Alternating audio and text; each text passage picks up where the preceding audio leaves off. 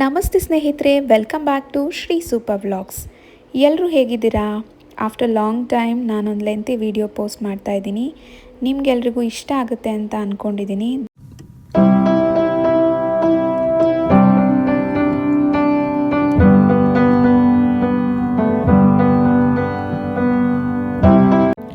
ನನ್ನ ಮಗಳು ಈ ಸರಿ ವೆಕೇಷನಲ್ಲಿ ನಮ್ಮೂರಿಗೆ ಹೋಗಿದ್ಲು.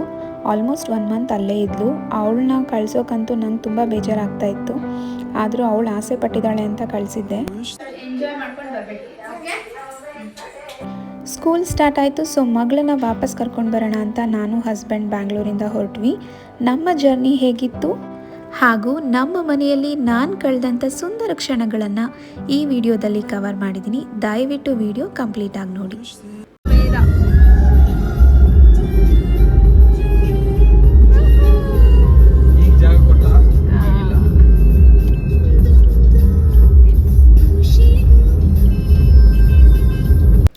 ನಾವು ಬೆಂಗಳೂರು ಬಿಡೋದ್ರೊಳಗಡೆ ಮಧ್ಯಾಹ್ನ ಮೇಲಾಗೋಗಿತ್ತು.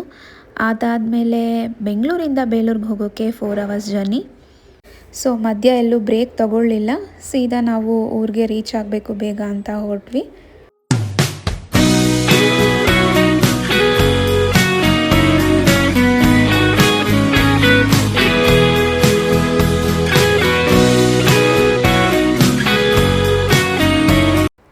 ಮನೆಯಲ್ಲಿ ಎಲ್ಲರೂ ನಮಗೋಸ್ಕರನೇ ವೆಯ್ಟ್ ಮಾಡ್ತಾಯಿದ್ರು. ಎಷ್ಟೊತ್ತಿಗೆ ಬರ್ತೀರಾ, ಎಷ್ಟು ಬೇಗ ಬರ್ತೀರಾ ಅಂತ ಕಾಲ್ ಮಾಡಿ ಕೇಳ್ತಾನೆ ಇದ್ರು. ಫೈನಲಿ ಅವ್ರು ಖುಷಿ ಪಟ್ಟಿದ್ದು ನೋಡಿ ನಮಗಂತೂ ಖುಷಿ ಆಯ್ತು. ಗಿಫ್ಟ್ ಎಲ್ಲ ಇಲ್ಲೇ ಇದೆ. ನಮಗೆ ಅಂತ 3 ಜನನೂ ಸೇರಿ ಏನೇನೋ ಗಿಫ್ಟ್ಸ್ ಎಲ್ಲ ಪ್ಯಾಕ್ ಮಾಡಿದ್ರು, ಗಿಫ್ಟ್ಸ್ ಎಲ್ಲ ಕೊಟ್ಟರು. ಅದನ್ನು ನೋಡಂತೂ ನನ್ನ ಹಸ್ಬೆಂಡ್ ಫುಲ್ ಶಾಕು. ಏನರೋ ಇದೆಲ್ಲ ಇಷ್ಟೊಂದು ಏನೇನೋ ಮಾಡಿದ್ದೀರಾ ಅಂತ. ತುಂಬಾ ಇಷ್ಟಪಡ್ತಾರೆ ನನ್ನ ಹಸ್ಬೆಂಡ್ನಂತೂ. ಪಪ್ಪ ಅಂತ ಹೇಳ್ಕೊಂಡು ಅವ್ರ ಖುಷಿಲೇ ನೀವು ನೋಡ್ಬೋದು.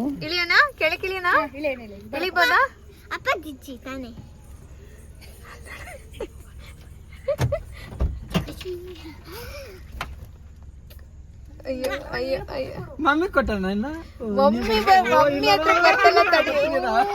ತಲೆ ಬರ್ತಲ್ಲ ಬನ್ರಿ ಕಡೆಗೆ ಬನ್ನಿ ಆಯ್ತಾ. ಅನುಪಪ್ಪ ಬರ್ತಾರೆ, ರೌಂಡ್ ಹೋಗಲೇಬೇಕು ಅಂತ ಮಕ್ಕಳೆಲ್ಲ ವೆಯ್ಟ್ ಮಾಡ್ಕೊಂಡಿದ್ದು ನೋಡಿ ನನ್ನ ಹಸ್ಬೆಂಡ್ ಓಕೆ ಫೈನ್ ಅಂತ ರೌಂಡ್ ಕರ್ಕೊಂಡು ಹೋದರು. ಅಷ್ಟು ಕಂಟಿನ್ಯೂಸ್ ಆಗಿ ಡ್ರೈವ್ ಮಾಡಿದರೂ ಕೂಡ ಸ್ವಲ್ಪನೂ ಸುಸ್ತಾಗಿದೆ ಅಂತ ಏನೂ ತೋರಿಸ್ಕೊಳ್ಳಲ್ಲ. ಫ್ಯಾಮಿಲಿ, ಮನೆ, ಮಕ್ಕಳು ಅಂತ ಬಂದಾಗ ಎಂಥ ಸ್ಯಾಕ್ರಿಫೈಸ್ ಮಾಡೋಕ್ಕೂ ರೆಡಿ ಇರ್ತಾರೆ.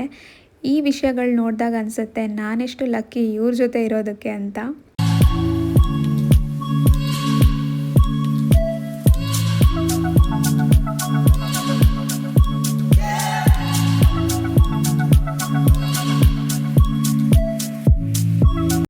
ಇನ್ನು ನಮ್ಮ ಮನೆಗೆ ಹೋದರೆ ನಮ್ಮೂರು ಸ್ಪೆಷಲ್ ಅಕ್ಕಿ ರೊಟ್ಟಿ ತಿನ್ನೋವರೆಗೂ ನನಗೆ ಸಮಾಧಾನ ಇರಲ್ಲ.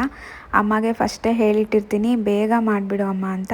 ಸೊ ಅಮ್ಮ ನಾನು ಹೋದ ತಕ್ಷಣ ಅಕ್ಕಿ ರೊಟ್ಟಿ ಎಲ್ಲ ಮಾಡಿ ರೆಡಿ ಮಾಡ್ತಾಯಿದ್ರು. ನಮ್ಮ ಮನೇಲಿ ಏನು ಸ್ಪೆಷಲ್ ಅಂದರೆ ಅಮ್ಮ ರೊಟ್ಟಿ ತೊಟ್ಟಿದ್ರೆ ಅಪ್ಪ ಅದನ್ನು ಬೇಯಿಸ್ಕೊಡ್ತಾರೆ.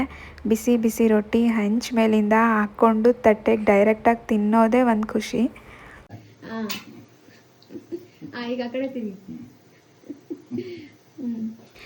ಅಪ್ಪ ಹೇಳ್ತಿದ್ರು, ಅಮ್ಮ ರೊಟ್ಟಿ ತೊಟ್ಟೋದು ಮಾತ್ರ ವೀಡಿಯೋ ಮಾಡ್ತಿದ್ದೀಯಾ, ನಾನು ರೊಟ್ಟಿ ಬೇಯಿಸೋದನ್ನು ವೀಡಿಯೋ ಮಾಡಿ ನನ್ನನ್ನು ತೋರಿಸ್ಬೇಕಂತ. ಹಾಗಾಗಿ ಅಪ್ಪಂದು ಕೆಲವೊಂದು ಕ್ಲಿಪ್ಪಿಂಗ್ಸ್ ತೊಗೊಂಡೆ. ಫೈನಲಿ ಆ ಬಿಸಿ ಬಿಸಿ ರೊಟ್ಟಿ ಜೊತೆಗೆ ತುಪ್ಪ ಹಾಕ್ಕೊಂಡು ಖಾರ ಚಟ್ನಿ ಜೊತೆ ಮನ್ಸು ಪೂರ್ತಿಯಾಗಿ ತಿಂದೆ. ಅಷ್ಟು ಖುಷಿ ಆಯಿತು. ಬಾಯ್. ಅವನ ಉಲ್ಟದ ಕುತ್ಕೊಳೋದಂಗೆ ಅದೇ ಮಕ್ಕಳಿಗೆಲ್ಲ ಅಪ್ಪ ಇದ್ಬಿಟ್ರೆ ಅಷ್ಟು ಖುಷಿ. ಅಪ್ಪನೂ ಅಷ್ಟೇ, ಮಕ್ಕಳಿಗೆಲ್ಲ ಫಸ್ಟ್ ಒಂದು ರೌಂಡ್ ಕರ್ಕೊಂಡೋಗಿ ಅವ್ರು ಕೇಳಿದ್ದೆಲ್ಲ ಕೊಡಿಸ್ಬಿಟ್ಟು ಆಮೇಲೆ ಅವ್ರ ಕೆಲಸ ಮಾಡ್ಕೊತಾರೆ. ಇನ್ನು ಅಮ್ಮನಿಗೆ ಸ್ವಲ್ಪ ಕೆಲಸ ಇದೆ ಅಂತ ಅಪ್ಪ ಅಮ್ಮನ ಹೊರಗಡೆ ಕರ್ಕೊಂಡು ಹೋಗ್ತಾಯಿದ್ರು. ಅವರಿಬ್ಬರು ಹೇಗಂದರೆ ಎಲ್ಲೋದ್ರೂ ಒಟ್ಟಿಗೆ ಹೋಗೋದು, ಒಟ್ಟಿಗೆ ಬರೋದು, ಯಾವತ್ತೂ ಯಾರ ಮೇಲೂ ಡಿಪೆಂಡ್ ಆಗಲ್ಲ. ಅದಕ್ಕಾಗಿ ನಮ್ಮ ಅಪ್ಪ ಅಮ್ಮನೇ ನನಗೆ ರಿಯಲ್ ಇನ್ಸ್ಪಿರೇಷನ್. ಯಾವುದದು ನನ್ನನ್ನು ಈ ಅಕ್ಕ ತಮ್ಮಂದ ಆಟ ನೋಡೋದೇ ನಮಗೆ ಒಳ್ಳೆ ಟೈಮ್ ಪಾಸ್ ಆಗ್ತಾಯಿತ್ತು. ಒಬ್ರನ್ನೊಬ್ರು ಬಿಟ್ಕೊಡೋದಿಲ್ಲ. ನನ್ನ ಮಗಳಿಗಂತೂ ಫೇವ್ರೇಟ್ ಅವನು. ಈಗ ಕಾರ್ ಹೋಗ್ತಾ ಇರುತ್ತೆ, ಅದಕ್ಕೆ ಆಕ್ಸಿಡೆಂಟ್ ಆಗುತ್ತೆ ಇನ್ನೊಂದು ಕಾರಿಂದ. ಆ ಕಾರ್ ಹೆಸರೇನು? ಏನಪ್ಪ ಇದು ಕ್ವಶನ್ ಕಾರ್ ಹೆಸರು ಏನ್ ಮಗ್ನೆ ಆನ್ಸರ್ ಗೊತ್ತಿಲ್ಲಲ್ಲ ಲ್ಯಾಂಬರ್ಗಿನಿ. ಲ್ಯಾಂಬೋರ್ಗಿನಿ. ಒಂದಷ್ಟು ತರಲೆ ಕ್ವೆಶನ್ಸ್ ಕೇಳಿಕೊಂಡು ಅದಕ್ಕೆಲ್ಲ ಏನೇನೋ ಆನ್ಸರ್ ಮಾಡಿಕೊಂಡು ಮಕ್ಳ ಜೊತೆ ಅಂತೂ ಖುಷಿಯಾಗಿ ಆಟ ಆಡಿದ್ದಾಯಿತು. ಅದಕ್ಕೆ ಆಕ್ಸಿಡೆಂಟ್ ಆಯ್ತು. ಅದಕ್ಕೆ ಆಕ್ಸಿಡೆಂಟ್. ಚಿನ್ನಿ ಒಂದು ಕ್ವಶನ್ ಕೇಳಲಾ? ಓಕೆ. ಓಕೆ. ಫಂಕ್ಷನ್ಗೆ ಒಂದು ಫಂಕ್ಷನ್ ಇರುತ್ತಂತೆ. ಆ ಫಂಕ್ಷನ್ಗೆ ಎಲ್ಲ ಸ್ವೀಟ್ಸು ಹೋಗ್ತಾವಂತೆ, ಒಂದು ಸ್ವೀಟ್ ಮಾತ್ರ ಹೋಗಲ್ಲಂತೆ. ಯಾವ ಸ್ವೀಟ್ ಅದು?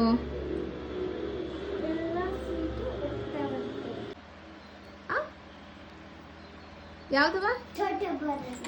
ಛೋಟಾ ಛೋಟಾ ಬಟೂರಿ. ಅದು ಯಾವ್ದವ ಸ್ವೀಟು? ಜಿಲೇಬಿ. ನೋ. ಕಡಲೆ ಮಿಠಾಯಿ. ಸ್ವೀಟ್ ಹೆಸರು ಹೆಂಗ್ ಗೊತ್ತಾ? ಕೊಬ್ಬರಿ ಮಿಠಾಯಿ. ಯಾಕಂದ್ರೆ ಅದು ಕೊಬ್ಬು.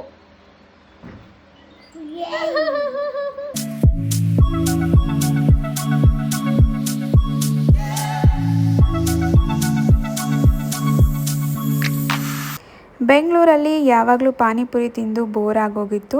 ನಮ್ಮೂರ ಪಾನಿಪುರಿ ನನಗೆ ತುಂಬ ಇಷ್ಟ. ಮಸಾಲೆ ಸ್ವಲ್ಪ ಡಿಫ್ರೆಂಟ್ ಅನಿಸುತ್ತೆ, ಟೇಸ್ಟಿ ಕೂಡ ಅನಿಸುತ್ತೆ. ಹಾಗಾಗಿ ಈವ್ನಿಂಗ್ ಒಂದು ವಾಕಿಂಗ್ ಹೋಗಿ ಪಾನಿಪುರಿ ತಿಂದು ನಮ್ಮೂರ ದೇವಸ್ಥಾನದಲ್ಲಿ ಸ್ವಲ್ಪ ಟೈಮ್ ಸ್ಪೆಂಡ್ ಮಾಡಿಕೊಂಡು ಮನೆಗೆ ಬಂದ್ವಿ.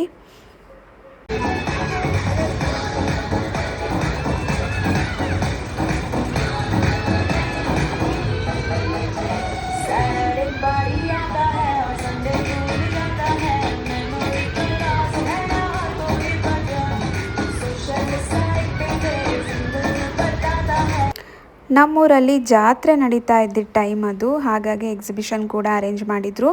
ಎಕ್ಸಿಬಿಷನ್ಗೆ ಮಕ್ಕಳನ್ನೆಲ್ಲ ಕರ್ಕೊಂಡು ಮಮ್ಮಿ ಜೊತೆ ನಾನು ಹೋಗಿದ್ದೆ.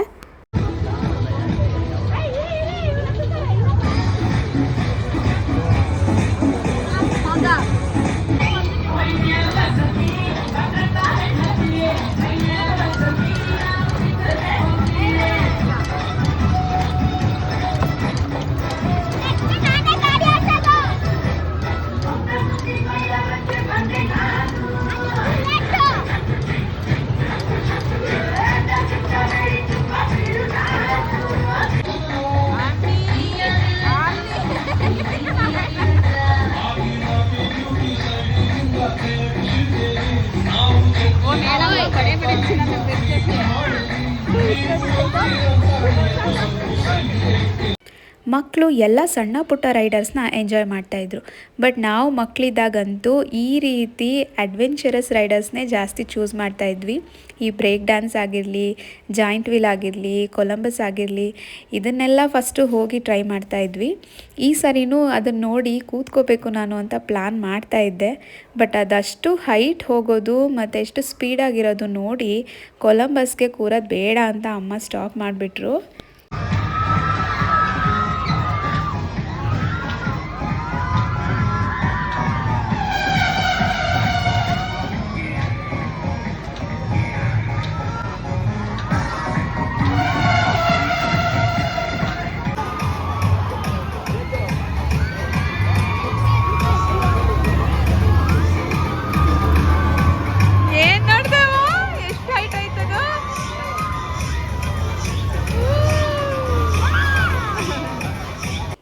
ಎಲ್ಲ ರೈಡರ್ಸು ತುಂಬ ಚೆನ್ನಾಗಿತ್ತು. ಆದರೆ ಈ ಎಲೆಕ್ಟ್ರಿಕ್ ಕಾರು, ಜೀಪು ಇದು ಮಾತ್ರ ತುಂಬಾ ಮೋಸ ನಡೀತಾ ಇತ್ತು. ಜಾಸ್ತಿ ಡಿಸ್ಟೆನ್ಸ್ ಏನೂ ಕರ್ಕೊಂಡು ಹೋಗ್ತಿರಲಿಲ್ಲ, ಬಟ್ ಜಾಸ್ತಿ ಕಾಸ್ಟ್ ಮಾಡ್ತಾಯಿದ್ರು. ಆದರೆ ಮಕ್ಕಳು ಆಸೆ ಪಟ್ಟಾಗಿಲ್ಲ ಅನ್ನೋಕ್ಕಾಗಲ್ಲ. ಅದಕ್ಕೂ ಜೈ ಅಂತ ಅಮ್ಮ ಎಲ್ಲ ಕೂರಿಸ್ತಾಯಿದ್ರು. ಎಲ್ಲ ರೈಡರ್ಸ್ ಟ್ರೈ ಮಾಡಿದ್ಮೇಲೆ ವೆರೈಟಿ ಆಫ್ ಸ್ನ್ಯಾಕ್ಸ್ ಇತ್ತು.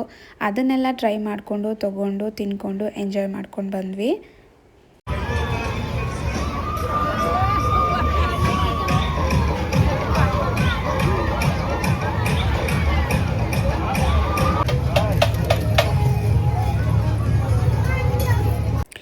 ಮಕ್ಕಳೆಲ್ಲ ಈ ಗೇಮ್ ಆಡಬೇಕು ಅಂದ್ಕೊಂಡಿದ್ರು. ಬಟ್ ಅಲ್ಲಿರೋ ಗಿಫ್ಟ್ ಯಾವುದು ಬರಲ್ಲ ಅಂತ ಅವರಿಗೆ ಹೇಳಿದೆ. ನಾವು ಚಿಕ್ಕವರಿದ್ದಾಗಲೂ ಈ ಥರದ್ದೆಲ್ಲ ಆಡ್ತಿದ್ವಿ, ಬಟ್ ಯಾವುದೂ ಬರ್ತಿರಲಿಲ್ಲ. ಅದಾದಮೇಲೆ ಮಕ್ಕಳೆಲ್ಲ ಸ್ವಲ್ಪ ಶಾಪಿಂಗ್ ಮಾಡಿದ್ರು. ಬೆಂಗಳೂರಲ್ಲೇ ಎಲ್ಲ ಸಿಗುತ್ತೆ, ಮತ್ತಿನ್ನೆಂಥ ಶಾಪಿಂಗು ಅಂತ ನಾನೇನೂ ತೊಗೊಳ್ಳಿಲ್ಲ. ಬಟ್ ನೆನಪಿಗಿರಲಿ ಏನಾದರೂ ತೊಗೋ ಅಂತೇಳಿ ಅಮ್ಮ ಒಂದಷ್ಟು ಕ್ಯೂಟ್ ಆಗಿರೋ ಥಿಂಗ್ಸ್ ಎಲ್ಲ ಕೊಡಿಸಿದ್ರು.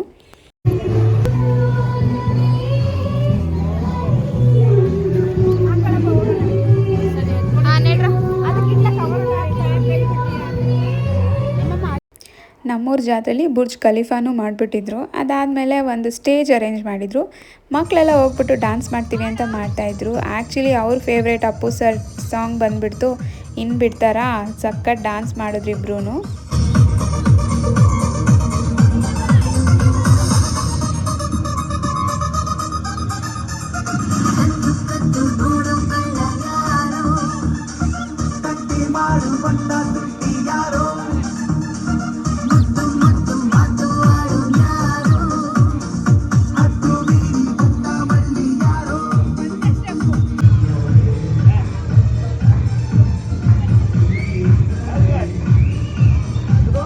ನಮ್ಮೂರಲ್ಲಿ ಅಪ್ಪು ಸರ್ಗೆ ತುಂಬ ಒಳ್ಳೆ ಫ್ಯಾನ್ ಬೇಸ್ ಇದೆ. ಹಾಗಾಗಿ ಈ ಜಾತ್ರೆಯಲ್ಲಿ ಅಪ್ಪು ಸರ್ಗೆ ಫುಲ್ ಡೆಡಿಕೇಶನ್ ಮಾಡಿದರು.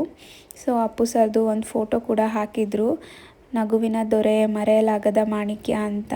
ಅದೆಷ್ಟು ಕರೆಕ್ಟಾಗಿದೆ ಅವ್ರಿಗೆ. ಸೊ ಎಕ್ಸಿಬಿಷನ್ ಎಲ್ಲ ಮುಗಿಸ್ಕೊಂಡು ನಾವು ಮಕ್ಕಳು ಕರ್ಕೊಂಡು ಮನೆ ಕಡೆ ಹೊರಟ್ವಿ. ಮಕ್ಕಳಿಗೆ ಹೋಗೋಕ್ಕೆ ಮನಸ್ಸಿಲ್ಲ, ಇನ್ನೂ ಸ್ವಲ್ಪ ಹೊತ್ತು ಇರೋಣ ಅಂತ ಇದ್ದರು. ನಮ್ಮ ಜೊತೆ ಇದ್ದರೆ ಅಷ್ಟು ಎಂಜಾಯ್ ಮಾಡ್ತಾರೆ. ಟೈಮ್ ಆಗುತ್ತೆ ಹೋಗೋಣ, ನಾಳೆ ಬರೋಣ ಅಂತ ಹೇಳಿ ಸಮಾಧಾನ ಮಾಡಿ ಕರ್ಕೊಂಡು ಹೊರಟೆ.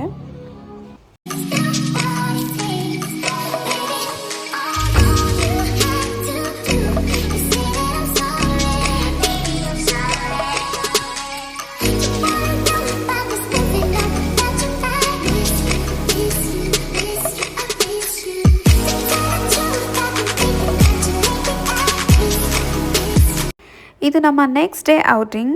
ಆಬ್ವಿಯಸ್ಲಿ ಮಕ್ಕಳ ಜೊತೆ ಹೊರಗಡೆ ಬಂದು ಸ್ವಲ್ಪ ಸ್ನ್ಯಾಕ್ಸ್ ಕೇಕ್ಸ್ ತಿನ್ಕೊಂಡು ಎಂಜಾಯ್ ಮಾಡಿದ್ವಿ. ಅಮ್ಮದು ರಿಟೈರ್ಮೆಂಟ್ ಪಾರ್ಟಿ ಇದ್ದಿದ್ದರಿಂದ ಅದ್ರ ಪ್ರಿಪ್ರೇಷನಲ್ಲಿ ಸ್ವಲ್ಪ ಬ್ಯುಸಿಯಾಗಿದ್ವಿ. ರಿಟೈರ್ಮೆಂಟ್ ಪಾರ್ಟಿ ಅಂತೂ ತುಂಬ ಗ್ರ್ಯಾಂಡಾಗಿ ನಡೀತು. ಅದರ ಕ್ಲಿಪ್ಪಿಂಗ್ಸ್ ನಿಮಗೆ ಮುಂದಿನ ವಿಡಿಯೋದಲ್ಲಿ ಶೇರ್ ಮಾಡ್ತೀನಿ. ದಯವಿಟ್ಟು ಈ ವಿಡಿಯೋ ಲೈಕ್ ಮಾಡಿ, ಶೇರ್ ಮಾಡಿ. ಇನ್ನೂ ಸಬ್ಸ್ಕ್ರೈಬ್ ಆಗಿಲ್ಲ ಅಂದರೆ ನನ್ನ ಚಾನಲ್ಗೆ ಸಬ್ಸ್ಕ್ರೈಬ್ ಆಗಿ. Thank you for watching.